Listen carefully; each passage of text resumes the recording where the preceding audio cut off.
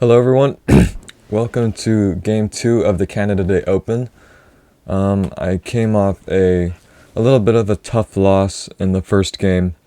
I was playing an opponent 300 rating points higher than I was, and who capitalized on one weakness.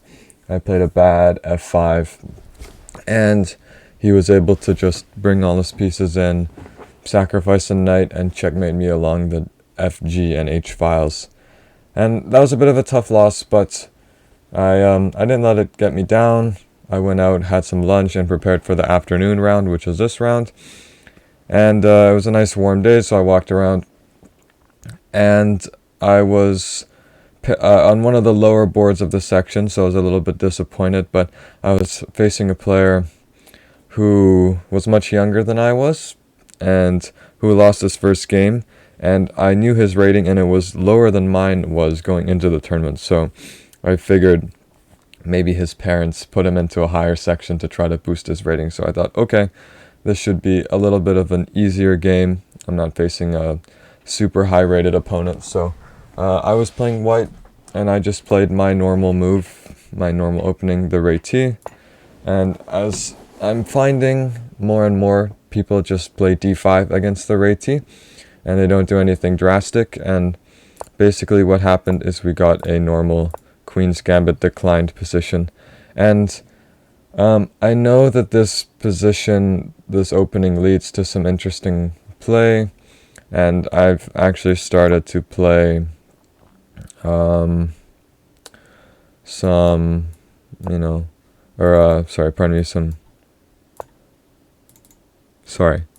Queen's Gambit accepted, and just going into positions like these. And this I find is pretty interesting, even though it's a pretty draw-ish position. It's just 0-0, but there's some interesting lines, more interesting than I find than what I usually play with the Queen's Gambit declined, which is just knight c3, bishop e7, and well, I usually play bishop g5 or e3, maybe sometimes d3, and they don't seem too interesting to me, those kind of positions. So I decided to switch things up and play b3 here, which I know isn't a great move, because you can take on c4 in some lines, and I have to take back like this if I haven't moved my e-pawn yet. And in this line specifically, actually bishop b4 is good, even wasting a tempo with the bishop and playing bishop d4. Because if you play something like bishop e2, then they get in c5, and after a6, takes, take here. If you take with the bishop, you've wasted a lot of tempos with the bishop, so queen takes on d4, and then they get a development tempo with the knight, and then the queen has to move again. So it's equal, but there's some d4 on the horizons. Maybe my bishop is a little exposed. His knight it's in a good position because the c-pawn's already been traded off, so it can actually be developed to c6, and it doesn't block the c-pawn. So that's why bishop b2 isn't exactly a great move, because it just allows black to equalize. But after b3, my opponent played knight b to d7, very clearly preparing c5 in some lines, because it's supported with the knight and the bishop now. And since the knight is on d7, doesn't really have any other great squares to go to, so he is most likely going to play b6 and bishop b7. And we can see after I play bishop b2, he does play b6 and prepares to fianchetto his bishop, and b6 also now supports c5 further. So I just continued normally. e3, I thought my position is very solid. I'm going to put my bishop on d3, maybe put my queen on c2, rook to c1, knight e5, f4, standard d4, d5 position maneuvering stuff.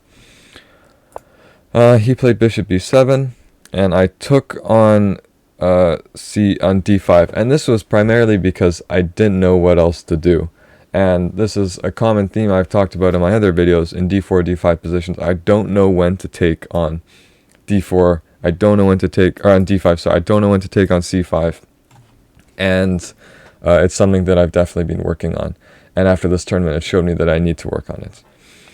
If he was going to take with the knight, then I maybe get in, well, I don't have e4 yet, because then, let's see, if e4, then knight takes on c3, bishop takes on c3, and he wins the pawn on e4. But I'm in no rush to play e4 after this. I can even just take on d5. His bishop can take on d5, and then I can prepare e4 with bishop d3. And then even if he plays something like bishop e4 check, I can even just play king f1. And the position is equal, maybe a slight edge for black. But he did not take on d5 with the knight, he took with the pawn, and now the position is just equal again. I developed my bishop to d3. I didn't really want to go to b5 because I don't want to trade it off for this knight, because he can just recapture with the knight or with the queen.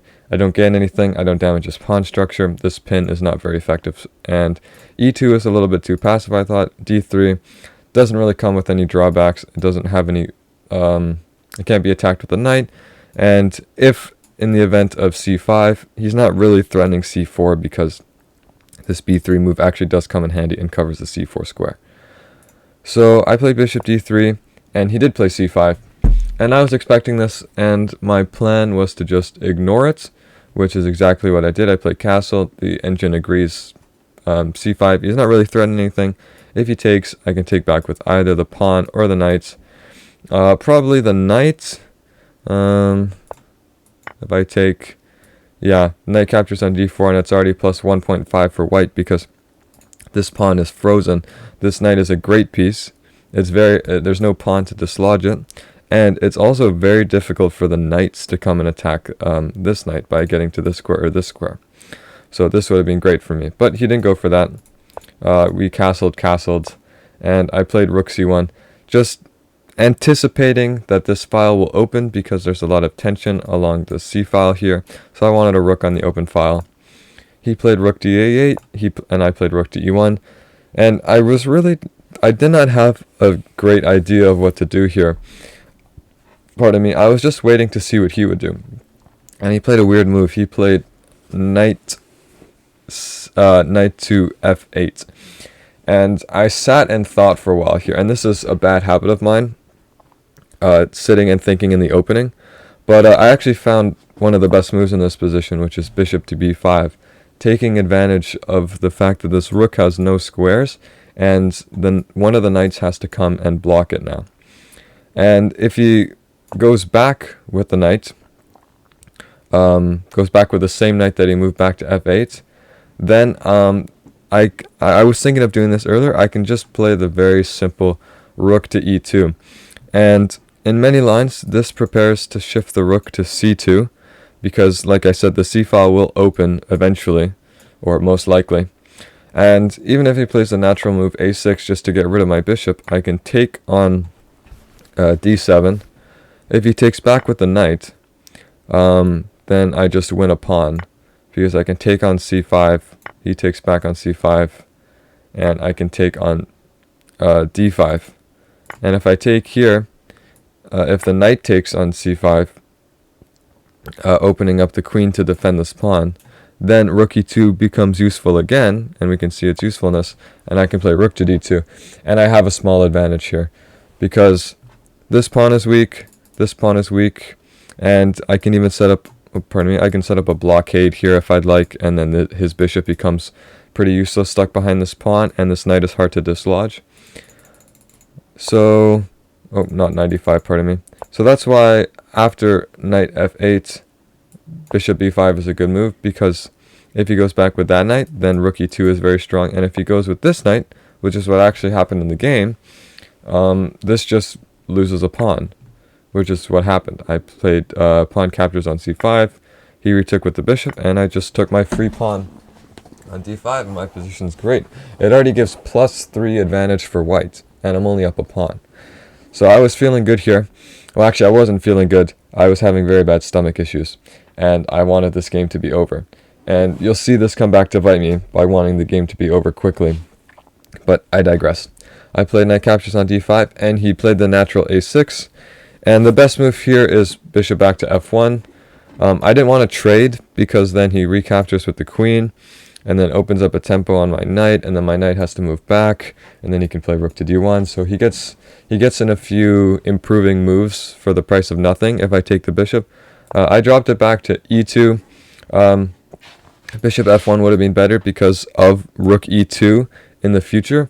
Like we mentioned before, bishop e2 kind of blocks it, and f1 is actually a very useful square for the bishop because this bishop will become very powerful soon if I don't trade it off. And maybe playing g3, bishop g2 could counteract this bishop. He played knight to g6, just getting in a developing move. And here I played b4. And my calculation here was after bishop takes on d5, queen takes on d5, and bishop captures on b4 is impossible because I played queen to d4, threatening checkmate and threatening the bishop. And after I played this move, I got up from the table and started walking around because I thought I'd won the game, I'd won a piece. And as I was walking to the washroom, I completely missed that he has bishop f8 for some reason. I really don't know why. This is a very natural move. This is the first move you look at when you play queen to d4, if you can, because there's a double attack on the g7 pawn and the bishop on b4. Can the bishop defend the pawn? And I just completely overlooked this, and I got back to the board and I was very angry with myself. So he played bishop f8, and my position is actually still great if I play rook to d1, because I am threatening the knight on d7, pardon me, and if he defends with a weird move like rook to a7, then okay, the engine gives h4, which is not something I would have thought of. I guess it's just trying to take advantage of the fact that this knight doesn't have many squares by trying to play h5. But basically, my position is just great because his rook is misplaced, his pieces are completely stuck on the back ranks, and this would have been good for me. Except after he played bishop f8, I completely panicked and played just a terrible move, knight to d2. I was low on time. I had blundered back the pawn by playing bishop b4. I thought I had just completely gotten rid of my advantage, so I started panicking and playing knight, and I played knight to d2. And this is when his time advantage started to show. So I'm still better. I'm still about plus 1.5. I don't want to trade queens here after he plays knight e5, because then his rook comes to the open file for free, gets a tempo on my knight, it has to move, and then his pieces start coming forward. So I played knight to b3, which is one of my plans of playing knight to d2. So if he captures on d4, I can take back with the knight. My knight's a pretty good piece here. He didn't do that. He just developed his bishop again, and I played rook to d1. My advantage, again, is still +2 here. So throughout this whole game, I was thinking that it was just a draw now, or it was much closer to equality, and I was starting to get very frustrated. And I was low on time, and I was playing a bit too fast. He played b5, so his queen can move away from the defense of the b6 pawn, because my queen was attacking it. After he played b5, I played queen to e5, e4, and this is where the time advantage again is apparent. I'm just playing one move, tempo move, so I've opened up a tempo on the queen. Oh, pardon me. I've opened up a tempo on the queen, but the queen here is not useful. It's just walking into the scope of this rook here. It's not attacking the knight, or it's opening up a double attack on the knight, but the very simple queen b8. And the queen is almost better on this long diagonal. So now the knight is defended twice by the knight and the queen, and my queen is attacking nothing. So f4, I realized the knight had no squares. If it goes back, my rook covers this. If it goes here, my rook covers, so his only move is knight to c4. So I win back the pawn here, but f4 is a very weakening move because we see his queen will come to a7 to attack this pawn. The bishop can come, not there, but it can reroute to this long diagonal to attack this pawn, and the rook is already attacking this pawn, and my king is on the same diagonal as this pawn here, and he exploits this later. He plays a5 here, and he's maybe threatening to play a4, and then my knight has to move, and then my bishop is undefended behind the pawn. So I played a4 here. This allows him to play bishop b4. This isn't too much of a threatening move. What I should just play here is rook to d5. Sorry, that is not rook to d5. Engine wants rook to d5 here to just try to double up. And I still enjoy a +1 advantage. I just reset all the moves. Sorry.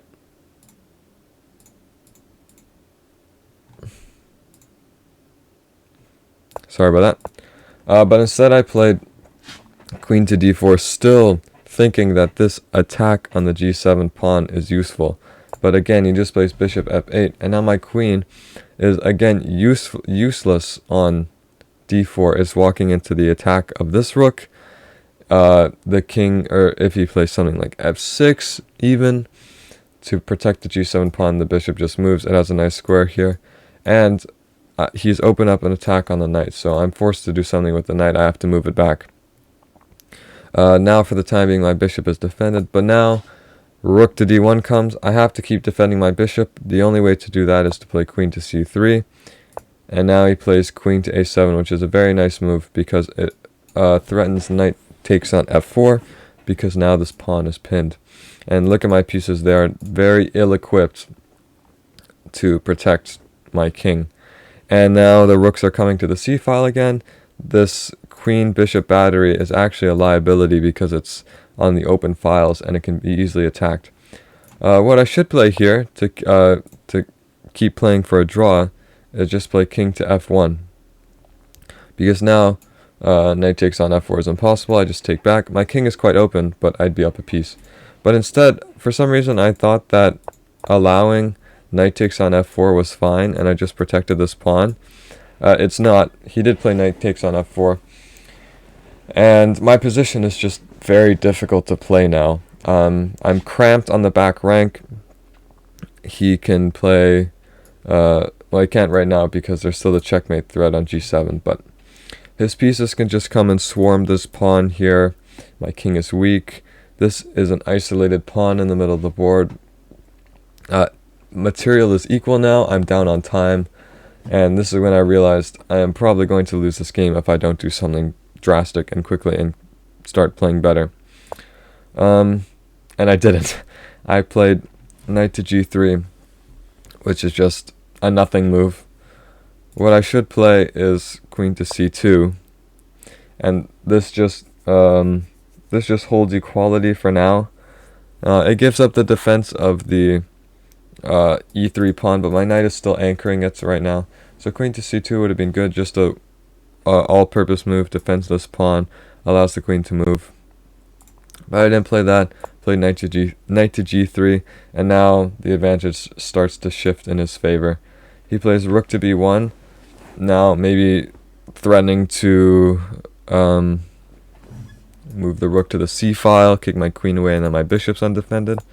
I play king to h1, just trying to get out of this pin, now threatening to take the knight, but this actually just walks into rook takes on d1, rook takes on c1, and knight takes on g2, which is a very nice move, and I was very disappointed to see this. The point is, if I take on g2, there is queen to b7 check, and let's say once the king moves, he recaptures the piece on b2, he takes my bishop, and this position is just no good. And I started to panic here.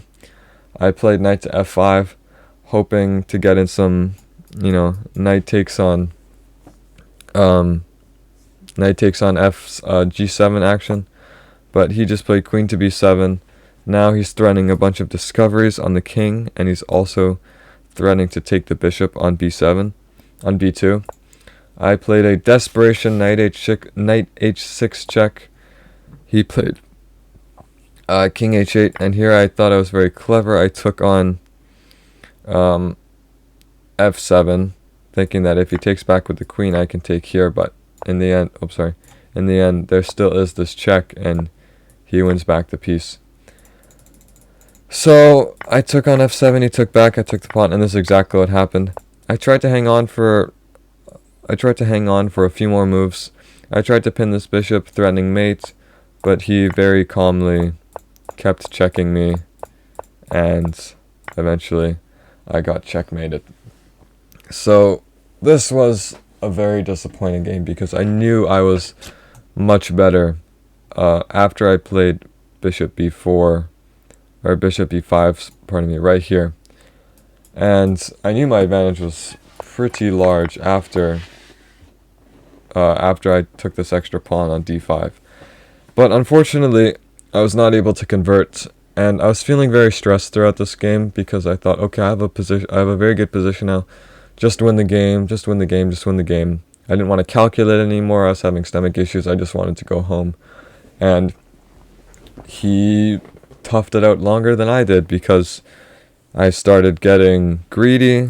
I didn't calculate properly with b4, thinking I was checkmating here. Well, actually, he just moves his bishop back, and even if my position is still good here, I just started playing knight to d2 was the beginning of the avalanche of bad moves, because my knight is actually good here.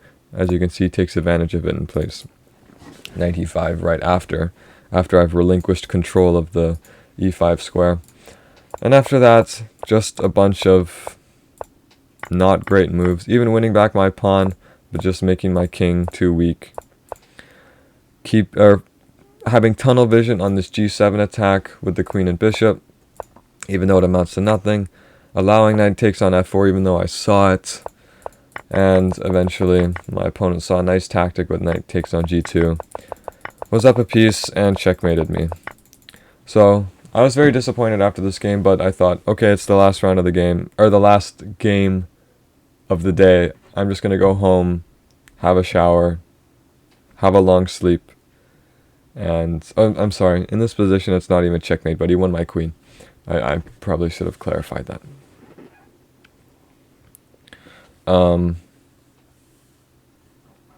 I just lost my train of thought.